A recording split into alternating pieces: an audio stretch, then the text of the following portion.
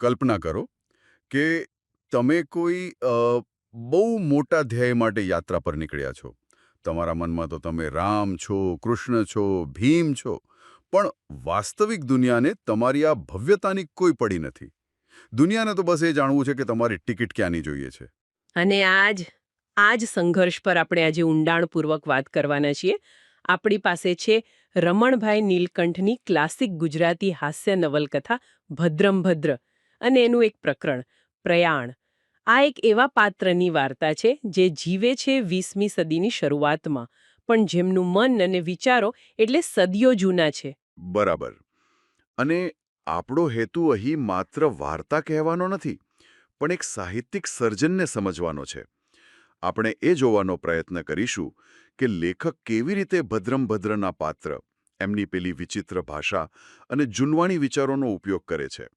અને એનાથી માત્ર હાસ્ય જ નહીં, પણ તે સમયના સમાજ પર એકદમ ધારદાર કટાક્ષ પણ કરે છે. તો ચાલો આ પ્રકરણના પાને પાને છુપાયેલી કલાને ઉકેલીએ. તો શરૂઆત થાય છે એક ભવ્ય પ્રસ્થાનથી. ભદ્રમ ભદ્ર અને એમના શિષ્ય અંબારામ મુંબઈ જવા નીકળ્યા છે. પણ ભદ્રમ ભદ્ર માટે આ કોઈ સામાન્ય મુસાફરી નથી. એમના મનમાં તો આ એક ધર્મયુદ્ધ છે. બિલકુલ. તેઓ પોતાની જાતને મહાકાવ્યના નાયકો સાથે સરખાવે છે. તેઓ કહે છે કે જેમ શ્રી રામ રાવણનો પરાજય કરવા નીકળ્યા હતા, શ્રી કૃષ્ણ કંસનો વધ કરવા ગયા હતા. અને ભીમસેન કીચકને મારવા. હા, બસ એ જ રીતે. તેઓ આર્ય ધર્મનો જય કરવા અને સનાતન ધર્મનો પ્રચાર કરવા મોહમયી નગરી જઈ રહ્યા છે. એટલે કે મુંબઈ. હા, મુંબઈ. લેખક અહીં શરૂઆતમાં જ પાત્રના અહંકાર અને વાસ્તવિકતાથી એના અંતરને સ્થાપિત કરી દેશે. આ છે એક સામાન્ય ટ્રેન યાત્રા, પણ ભદ્રમ ભદ્રના મનમાં તો આ એક મહાકાવ્યનું યુદ્ધ છે. અને એમના શિષ્ય અંબારામ, જે હંમેશા એમની સાથે હોય છે, તે પણ આ ભવ્યતામાં સાથ પુરાવે છે. તે કહે છે, અકથ્ય મહારાજ, અકથ્ય. જાણે કે એમના ગુરુનો ઉત્સાહ શબ્દોમાં વર્ણવી શકાય એવો જ નથી. પણ મને અહીં એક પ્રશ્ન થાય છે. શું અંબારામ ખરેખર આ બધું માને છે, કે પછી તે માત્ર પોતાનો ગુરુને ખુશ રાખવા? એના પાત્રમાં થોડો કટાક્ષનો ભાવ નથી લાગતો? આ ખૂબ જ સારો મુદ્દો છે. અંબારામનું પાત્ર છે ને એ જટિલ છે. તે એક તરફ ગુરુનો આદર કરે છે, પણ બીજી તરફ તે વ્યવહારુ છે. એ દુનિયાને ભદ્રમ ભદ્ર કરતાં વધુ સારી રીતે સમજે છે. અને આ વાત તરત જ સ્પષ્ટ થઈ જાય છે જ્યારે ભદ્રમ ભદ્ર પોતાની ગતિની બડાઈ મારવાનું શરૂ કરે છે. તેઓ કહે છે કે આગગાડીમાં જવાથી નહીં, પણ મારો પોતાનો વેગ પણ ઘણો છે. અને ત્યારે જ અંબારામ એક જૂની ઘટના યાદ અપાવે છે. હા, અને એ સંવાદ અંબારામના પાત્રને એકદમ ખોલી આપે છે. તે કહે છે, મહારાજ, તે દહાડે જમાલપુર દરવાજા બહાર એક શિયાળવાને વરુધારી આપણે પાછા ફર્યા હતા.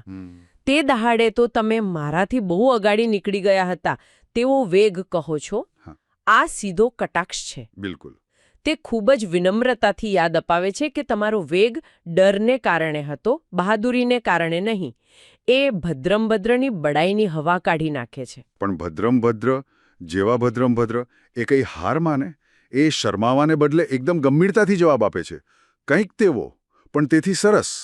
મતલબ કે એ વેગ પણ સારો હતો, પણ આ વખતનો વેગ એનાથી પણ ચડિયાતો છે. આ જવાબ જ હાસ્યને ચરમસીમાએ પહોંચાડે છે. બરાબર. તો આ પહેલા જ દૃશ્યમાં આપણને મુખ્ય અંતર્દૃષ્ટિ મળે છે. લેખકે માત્ર થોડા સંવાદોમાં જ ભદ્રમ ભદ્રના દંભી અને આત્મમુગ્ધ સ્વભાવ અને અંબારામના વ્યવહારુ અને સૂક્ષ્મ કટાક્ષ કરતા સ્વભાવને સ્થાપિત કરી દીધો છે.